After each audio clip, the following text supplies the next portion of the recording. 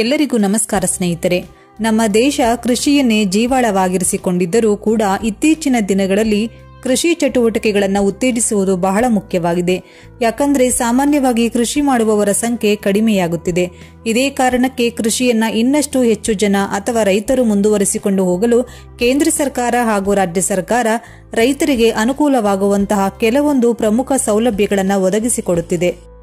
ರೈತರಿಗಾಗಿ ಕೇಂದ್ರ ಸರ್ಕಾರ ಮತ್ತು ರಾಜ್ಯ ಸರ್ಕಾರ ಜಂಟಿಯಾಗಿ ಕಿಸಾನ್ ಆಶೀರ್ವಾದ್ ಸ್ಕೀಮ್ ಅನ್ನು ಪರಿಚಯಿಸಿದೆ. 5 ಎಕರೆ ಅಥವಾ ಅದಕ್ಕಿಂತ ಕಡಿಮೆ ಭೂಮಿಯನ್ನು ಹೊಂದಿರುವವರು ಕಿಸಾನ್ ಆಶೀರ್ವಾದ್ ಯೋಜನೆ ಅಡಿಯಲ್ಲಿ 25,000 ರೂಪಾಯಿಗಳವರೆಗೆ ಸಹಾಯಧನ ಪಡೆದುಕೊಳ್ಳಲು ಸಾಧ್ಯವಿದೆ. ಏನಿದು ಕಿಸಾನ್ ಆಶೀರ್ವಾದ್ ಯೋಜನೆ? ಈಗಾಗಲೇ ಕಿಸಾನ್ ಸಮ್ಮಾನ್ ನಿಧಿ ಯೋಜನೆ ಮುಖಾಂತರ ಸರ್ಕಾರ ರೈತರಿಗೆ ಆರ್ಥಿಕ ಸಹಾಯಧನ ಒದಗಿಸಿದೆ. ಇದೀಗ ಕಿಸಾನ್ ಆಶೀರ್ವಾದ್ ಸ್ಕೀಮ್ ಅನ್ನು ಜಾರಿಗೆ ತಂದಿದ್ದು ಪ್ರತಿ ಎಕರೆಗೆ 5,000 ರೂಪಾಯಿಗಳಂತೆ 5 ಎಕರೆಗಿಂತ ಕಡಿಮೆ ಇರುವವರು ಈ ಸಹಾಯಧನವನ್ನು ಪಡೆಯಬಹುದು. ಕಿಸಾನ್ ಆಶೀರ್ವಾದ್ ಯೋಜನೆಯಡಿಯಲ್ಲಿ ಎಷ್ಟು ಸಹಾಯಧನ ಸಿಗಲಿದೆ ಗೊತ್ತಾ? 1 ಎಕರೆ ಜಮೀನಿಗೆ 5,000, 2 ಎಕರೆ ಜಮೀನಿಗೆ 10,000, 3 ಎಕರೆ ಜಮೀನಿಗೆ 15,000, 4 ಎಕರೆ ಜಮೀನಿಗೆ 20,000 ಹಾಗೂ 5 ಎಕರೆ ಜಮೀನಿಗೆ 25,000 ರೂಪಾಯಿಗಳನ್ನು ಪಡೆಯಬಹುದು. ರೈತರಿಗೆ ಪಿಎಂ ಕಿಸಾನ್ ಸಮ್ಮಾನ್ ನಿಧಿ ಯೋಜನೆಯಡಿಯಲ್ಲಿ ಪ್ರತಿ ವರ್ಷ 6,000 ಸಿಗುತ್ತದೆ.